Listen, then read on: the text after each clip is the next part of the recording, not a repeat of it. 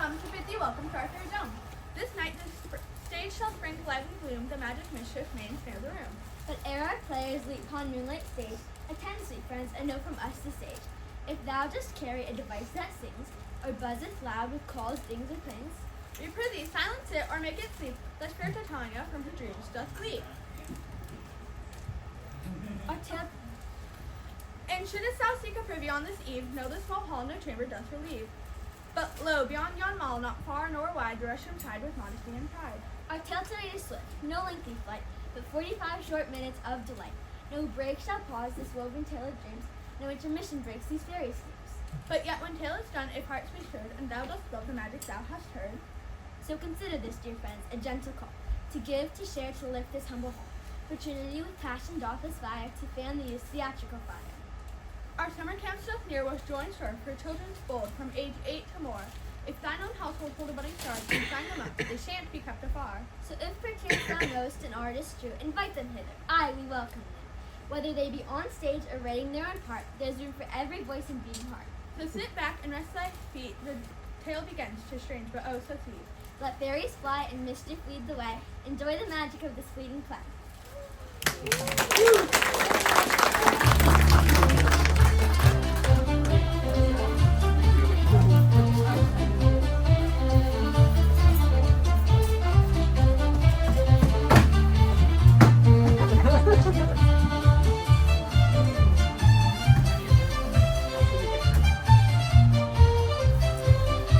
Is all our company here? You were best to call them generally, man by man, according to the script. Here is a scroll of every man's name who has thought fit through all Athens to play our interlude before the Duke and the Duchess. First, good Peter Quince, say what the play treats on, then read the names of the actors, so grown to a point.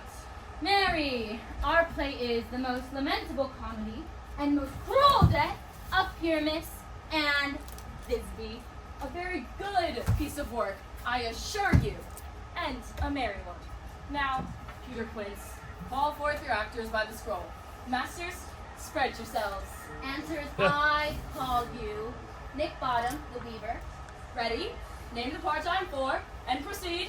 Nick Bottom, you are set down for Pyramus. What is Pyramus? A lover or a tyrant? A lover that kills himself. Most gallant for love. That will ask for some tears in the true performing of it. If I do it, let the ladies look to their eyes, for I will move storms. I can play Hercules rarely. The raging rocks and shivering shocks shall break the locks of prison gates, and Phoebus's car shall shine from afar and make and mar the foolish fates. That was lovely. Now name the rest of the players. Francis Flute, the bellows mender. Here, Peter Quince. You must take Thisbe upon you. What is this face? A wandering knight. It is the lady that Pyramus must love. Nay, faith let me not play a woman, have a beard, coming. That's all one. You may speak as small as you will. Let me play Thisbe too. I will speak in a monstrous little voice. You must needs play Pyramus, and Flute you Thisbe. Well, proceed. Robin Starveling, the tailor. Here, Peter Quince! You must play Thisbe's mother. Tom Snout, the tinker.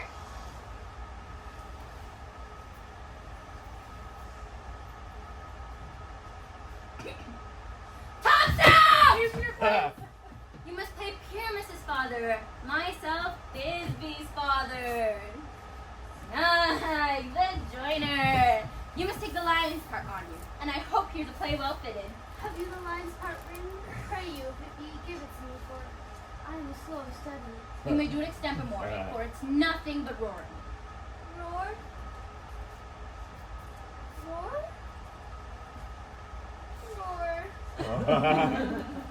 Let me play the lion too, for I will roar that I will do any man's heart good to hear me. I will roar that I will make the ladies say, let him roar again, let him roar again. And you shall do it too terribly. You shall scare the ladies and the Duchess out of their wits, and that were enough to hang us all. I grant you, friends, that if we were to fright the ladies out of their wits, they would have no wit but to hang us. But I will aggravate my voice so that I will roar as gently as any dog, as gently as 'twere any nightingale. You can play no part of Pyramus! For Pyramus is a sweet-faced man, a proper man, a most lovely gentleman-like man, as one shall see in a summer's day. Therefore, you must needs play Pyramus. Well, I will undertake it. Masters, here are your parts, and I entreat you, request you, and desire you to con them by tomorrow night. To con them by tomorrow night!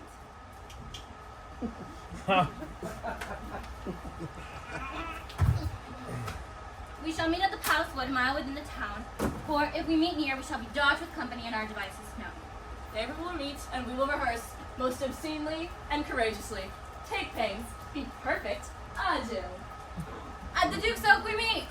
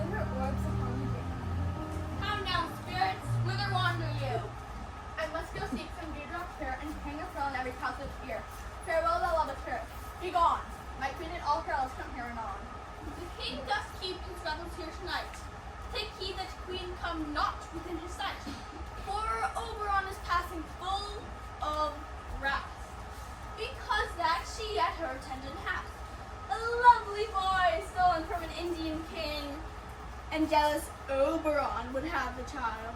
Now never Oberon and she meet in grove or green, by fountain clear or sprinkled starlight sheen. But they do swear that all her elves will fearsome into acorn cups and hide them there. Are there idols pushes in the field? Where else would that come? Use that shrewd and narrow strength. Are you not sure? Thou speakest right. I am that merry wonder of the night. I just to Oberon and make him smile when I, a fat and bean-fed horse, beguile rein in likeness of a filly foal, and sometimes lurk I in a gossip's bowl and bear the likeness of a roasted crab, and when she drinks against her lips, I bobbin on her whither do that pour the ale, the wisest lady tells the saddest tale. Sometimes for 3-foot stool mistakes me, then slip I from her gum, down topples she, and terror cries and falls into a cough, and the whole choir hold their hips and laugh, and waxen in their mirth and sneeze and swear. A merrier hour was never wasted there. My fairy queen, my fairy king.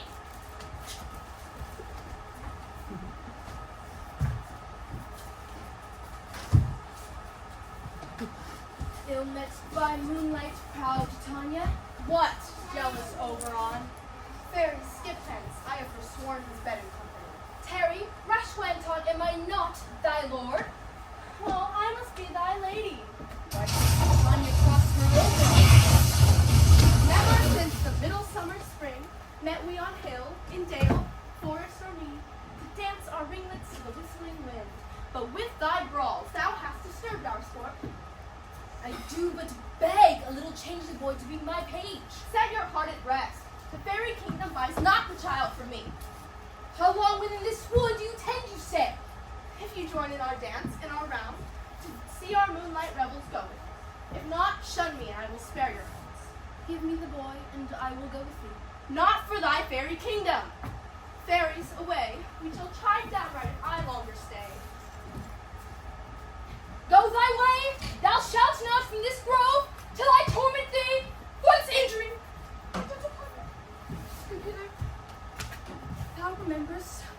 who sat upon promontory. I saw a mermaid on dolphin's back, uttering such dulcet and harmonious breath that the blue sea grew civil at her song, and that certain stars shot madly from their spheres to hear the sea maid's music. I remember that very time I saw it, thou couldst not find between the cold moon and the earth Cupid, all armed, certain aim he took, and loosed his love shaft smartly from his bow, as it should pierce 100,000 hearts. Oh, to see young Cupid's fiery shaft quench the chaste heart, my fairy queen. Yet, not I marked where the bolt of Cupid fell. It fell upon a little western flower, before milk white, now purple with love's wound. And maidens call us love and idleness. Fetch me that herb, the flower I showed thee once, and be thou here again, ere the bathing could swim a league. I'll put a girdle around the ears for 40 minutes. Once having this juice, I'll watch Tanya when she's asleep. I'll drop the liquor as it's in her eyes, so that the next thing she then waking looks upon, be it flying bear, wolf or bull, meddling monkey or busy ape, she shall pursue it with the soul of love.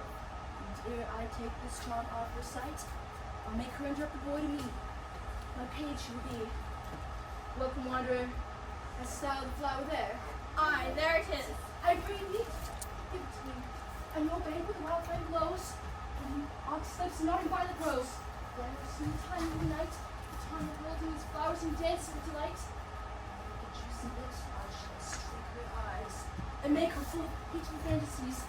Speaking ere the first cock crow. Fear not, your servant shall do so. Come, on this faith we shall rest our play.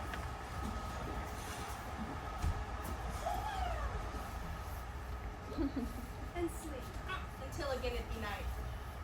Sweet sleep, over canopied with lush woodbine, with sweet musk roses and with eglantine. Sleep, and keep this night of dreams.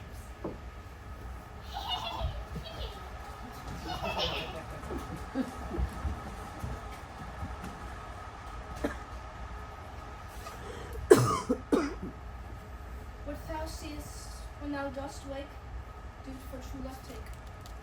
Love and languish for his sake, be it lion, bear, or pard, or boar with bristled hair, and thy eye that shall appear, when thou wakest it is thy dear. Wake when some vile thing is near.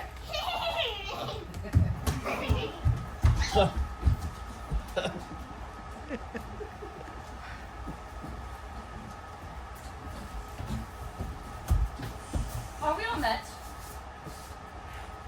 Pat, pat. Here is a marvelous, convenient place for our rehearsal.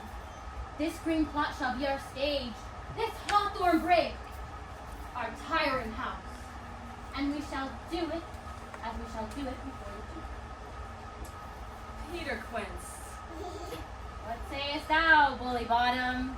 There are things in this comedy of Pyramus and Thisbe that will never please. First, Pyramus must draw a sword and kill himself, which the ladies cannot abide. How answer you that? By a Lakin, a parlous spear. Well, I believe we must leave all the killing out when all is done. Not a whit. I have a device to make all well. Write me a prologue, and let the prologue seem to say, we will do no harm with our swords, and that Pyramus is not killed, that I, Pyramus, am not Pyramus, but Bottom the Weaver. This will put them out of their fears. Well, we shall have such a prologue. Not the ladies be feared of the lion. My beards! I promise you! Masters, you ought to consider with yourselves to bring in God shield us. A lion, amongst ladies, is a most dreadful thing, for there is no more fearful wildfowl than your lion living. Parliament must tell that he is not a lion. Nay, you must name his name, and half his face must be seen from the neck of the lion. And he must speak, saying, Ladies, I wish you not to fear. I come not as a lion. I'm a man, Snug the Joiner, not a lion.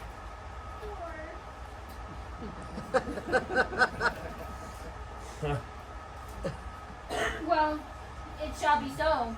But there are still two hard things yet to bring in wall by moonlight. For if, you know, Pyramus and Thisbe says the story, not by moonlight. Some man must come forth and say he comes to disfigure or present the moonshine. Moonshine!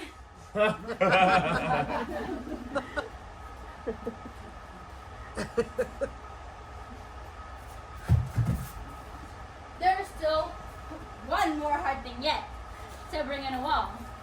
For Pyramus and Thisbe, says the story, did talk through the chink of the wall. If you ever bring out a wall, what say you, Bottom? Some man or other must come forth and present wall. He shall hold his fingers thus, and through the cranny shall Pyramus and Thisbe whisper. Great. Come, every mother's son, and rehearse your parts. We shall start with Pyramus' monologue.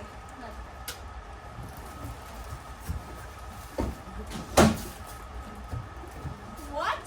Heaven homespuns have we swaggering here?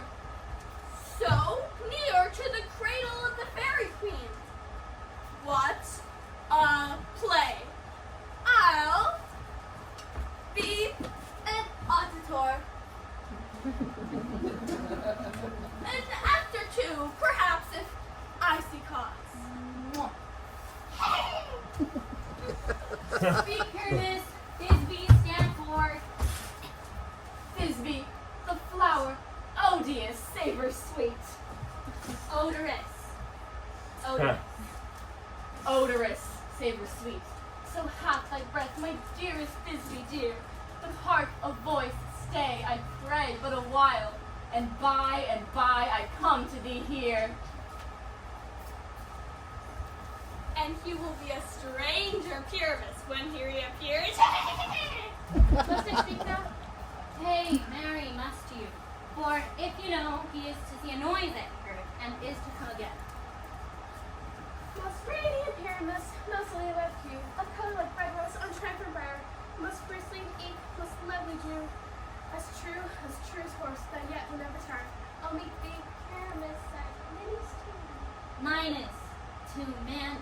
Why, you mustn't speak that yet. You speak all your lines, cues, and all. Start over. Pyramus, your entering line is, it is never tire. As true as horse that yet would never tire. If I were fair, Thisbe, I would be fine. Oh, monstrous! Oh, strange! We're haunted! Free monster! Fly monster! I'll follow you. I'll lead you around through bog, through brush, through brake, through briar. Sometimes a horse I'll be, sometimes a hound, a hog, a headless bear, sometimes a fire, and neigh and grunt and bark and roar and burn like a horse, hound, hog, bear, fire at every turn. Why did they run away? This is neighbor going to make me.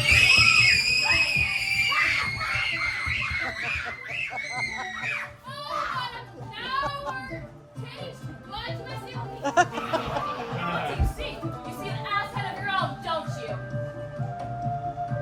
I see their knavery. This is to make an ass of me, to frighten me, if they could. But I will not stir from this place. Do what they can. I will walk up and down here, and I will sing, that they shall hear. I am not afraid. Also clocks, black of hue, with orange arms he built. The frosted wit, his note so true, the red little quill. What angel wakes me from my flowery bed? The sparrow and the lark, whose plain son cuckoo gray, whose man, a man doth mark, and dares not answer. Nay, I pray thee, gentle mortal, sing again. Mine ear is much enamored of thy note, so is mine eye enthralled to thy shape. And thy fair virtues force perforce doth move me, on the first you say, to swear I love thee. Methinks, mistress, you should have little reason for that. Yet reason and love keep little company nowadays. Thou art as wise as thou art beautiful. Not so neither. For if I had wit enough to get out of this wood, I would. Out of the wood do not desire to go. Thou shalt remain here, whether thou wilt or no. I am a spirit of no common reign. The summer still doth tend upon my state, and I do love thee. Therefore, go with me. I'll give thee fairies to attend on thee, and they shall fetch thee jewels from the deep, and sing while thou unpressed flowers dost sleep. Oh, I will purge thy mortal process so, that thou shalt, like an airy spirit, go.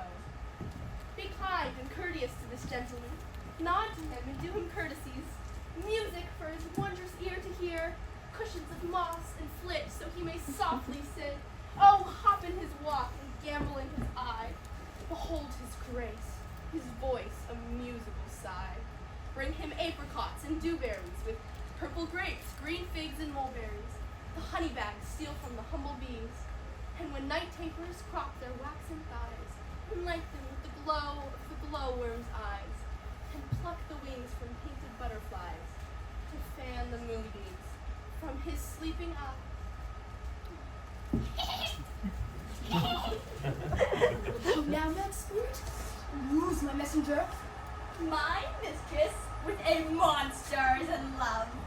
While she was in her dull and sleeping hour, a crew of comic tradesmen met to rehearse a play intended for the Duke and Duchess.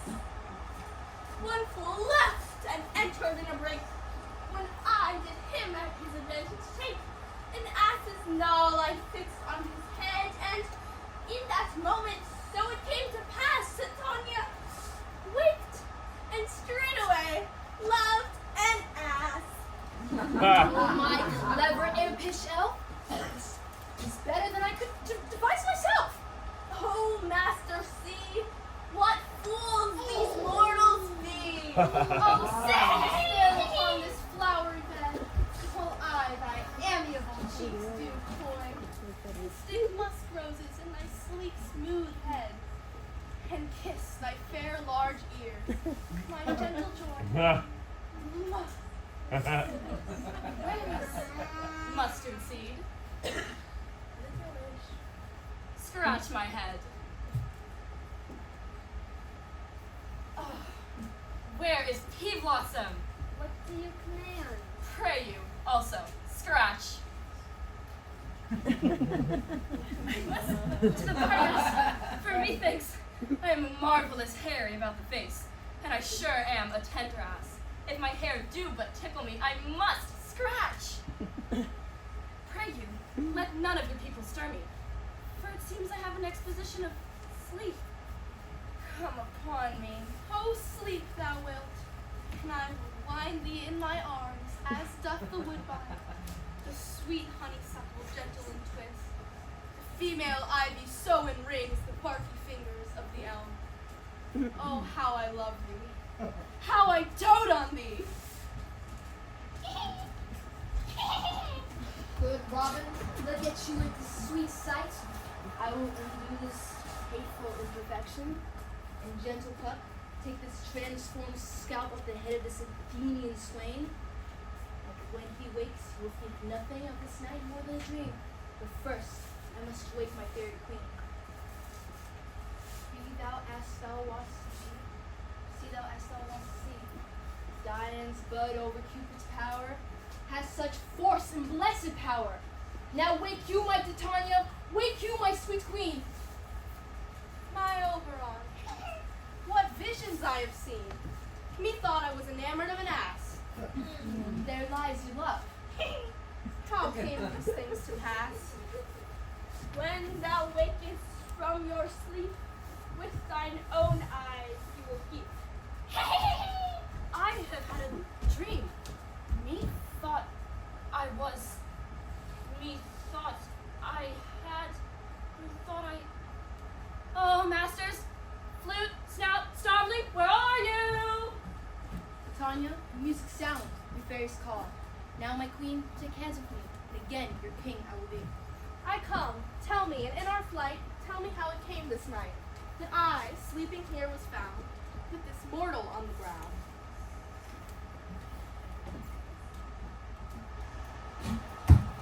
Oh,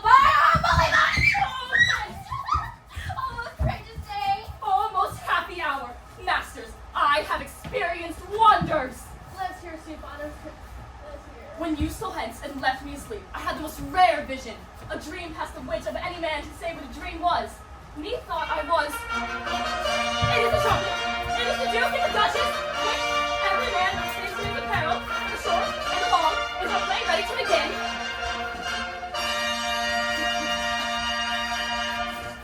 Who smells of onions and garlic? We want under nothing but sweet breath. Some ladies will say it was a sweet comedy. Away, away, they come!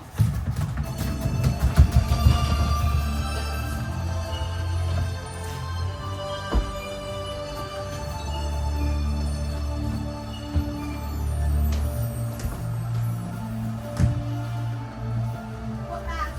What rebels coming for this night? A plan there is mine. Some 10 words long, which is as brief as our love. But by 10 words, A tedious, brief scene of young Pyramus and his love visit. Very tragical. Merry and tragedy, tedious and brief. What are they that do play?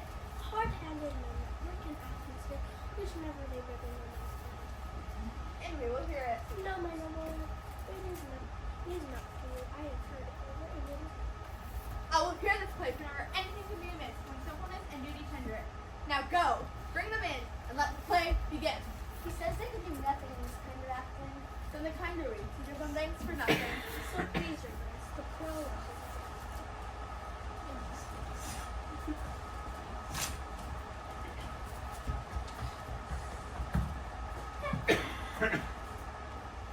If we offend, it is with our good will. Wait. That we come not to offend, but with good will, to show our simple skill, which is the true beginning of our end. No. Consider then, we come but in instead, despite our true intent is for your delight. The actors at hand will not show all that you are like tonight. Not. He hath written his prologue like a rough book, and does not stop.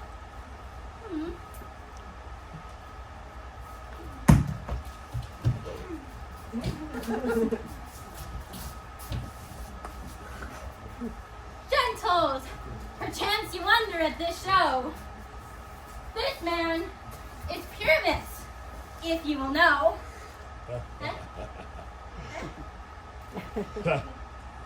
This man doth present a wall, thy wall, by which did these lovers sunder. This man, with lantern, presented moonshine.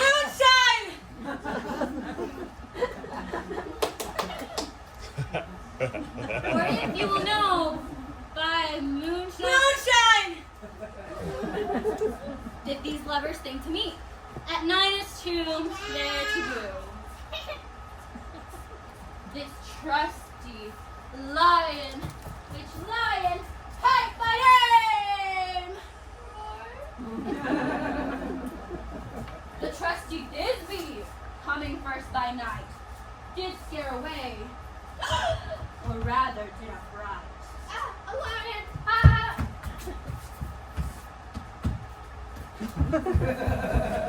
And as she fled, her mantle she did fall.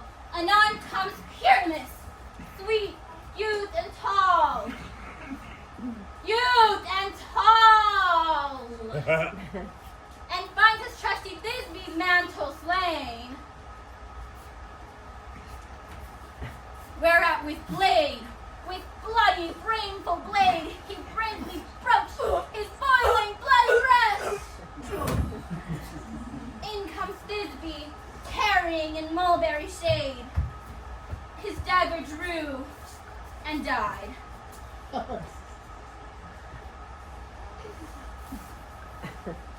For all, let lion, wall, moonshine!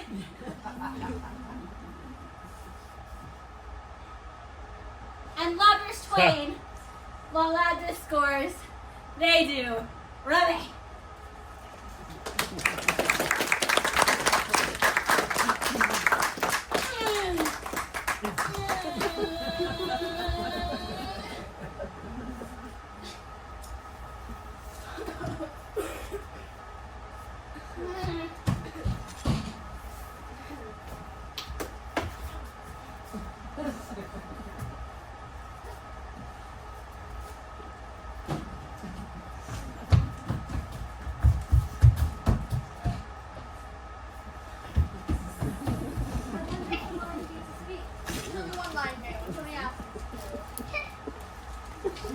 In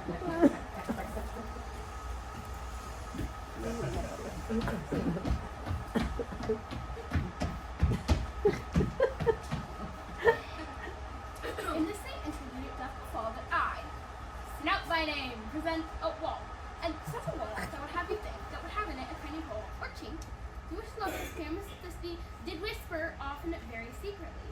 Would you desire Lion and Hair to speak better? It is the wittiest partition that ever. Pyramus shut through the wall. O grim looks night, O night with hues so black, O night which art in day is not, O night, alack, alack, alack. I fear my Thisbe's promise is forgot.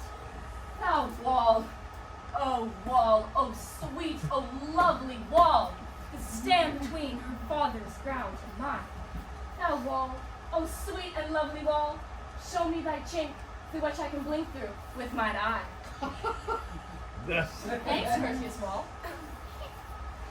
Jove shield thee, wall, for this. But what do I see? No Thisbe do I see. O wicked wall, through whom I see no bliss. Cursed by thy stones for thus deceiving me.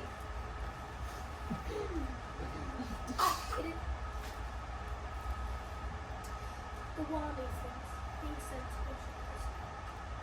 Nay, in truth, lady, he should not. Deceiving me is Thisbe's cue. She is to enter now, and I am to spy on her through the chink of the wall. You will see. Yonder she comes. Oh well, often hast thou heard my wounds, for part of my fair me. I thought to kiss thy stones of hair, and mine whispered thee. I see a voice. Now will I to the chink to spy, as I can hear my Thisbe's face. Thisbe! My love thou art, my love I think. Think what thou wilt. I am thy lover's grace. But like Lysander, I am trusty still. And like Helen, so faithful thing. No Shaphalus to Procreus was so true. Hast Procus shopless I to you. Oh, kiss me through the hole of this vile wall. Mwah. Not your mouth at all. Wilt thou at Ninny's soon meet straight away? Tide blood, tide death, I come not to live. Thus I will my heart discharge so, and being done, thus well away doth go.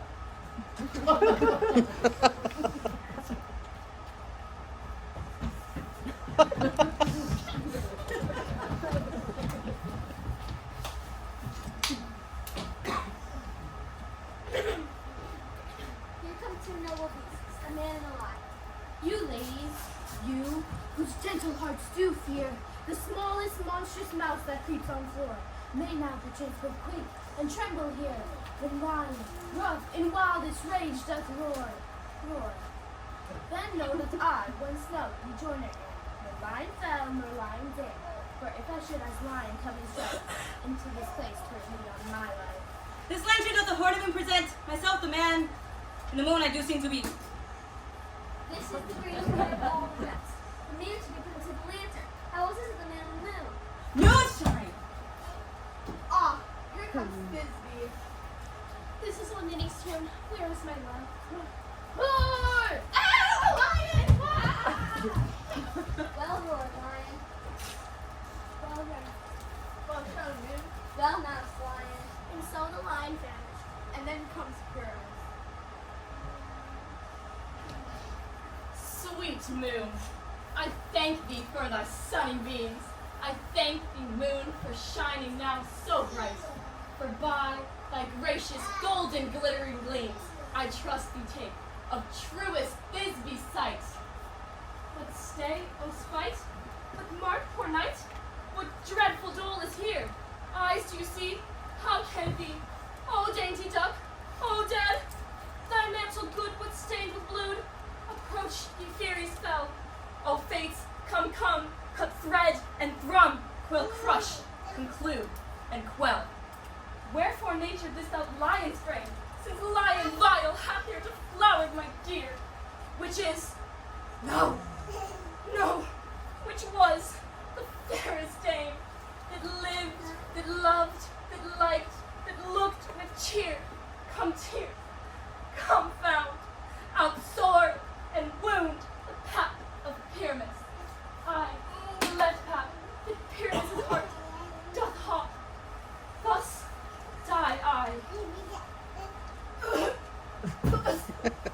Now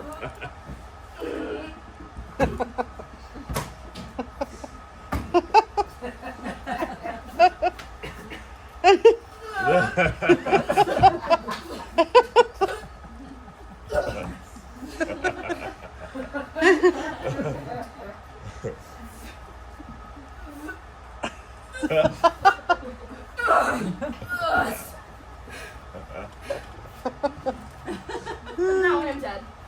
Now I am fled. My soul is in the sky. Tongue loose thy light. Moon take thy flight. Now.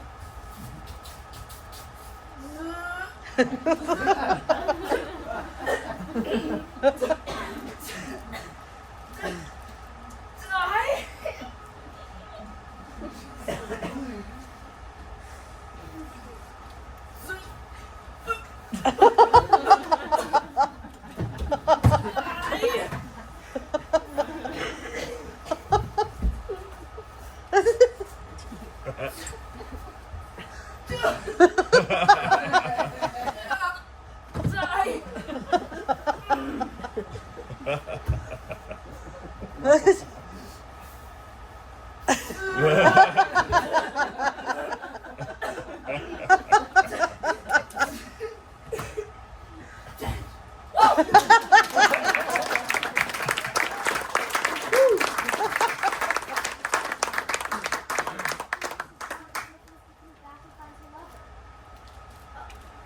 She will find a nice start. And here she comes, in her passion and is the blood. She hath spied the right, their sweet eyes. Asleep, my love. What? Dead, my dove? Oh, Pyramus, arise. Speak! Speak!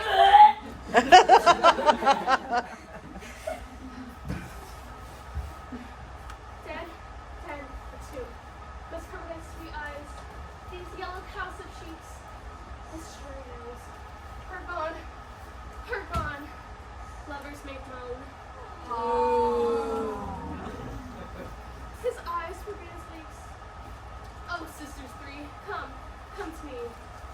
With hands as pale as milk, lay no more.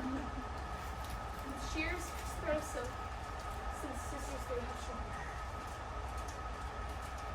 Come, trusty sword, come blade my rusty beard, and farewell, friends.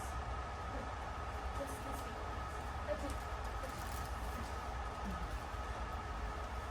Moonshine.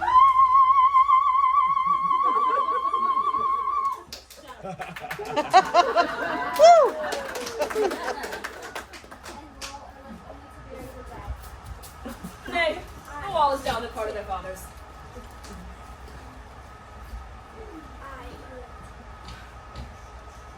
Will it please you to hear a light blog or to smell, see, hear, no, see a dance?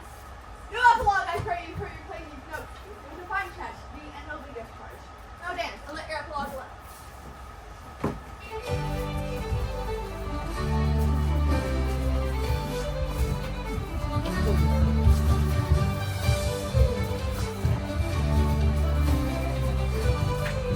The iron from the midnight path foretell. 'Tis almost fair time. Come, we must leave these woods and transit to fair elf strike, so that they may dance and enjoy this midsummer night. Now until the break of day, through this wood each fairy stray. Hand in hand, in fairy's grace, will we sing and bless this place. Dance, attend the mark, before we hear the morning lark. The globe we will compass soon, swifter than the wandering moon. Trip away, break no stray, meet me all by break of day. If we shadows have offended, think but this, and all is mended. You who have but slumbered here, while these visions did appear, and this weak and idle seem, no more yielding but a dream. If we be friends, with your hands tell, and we will know all has ended well.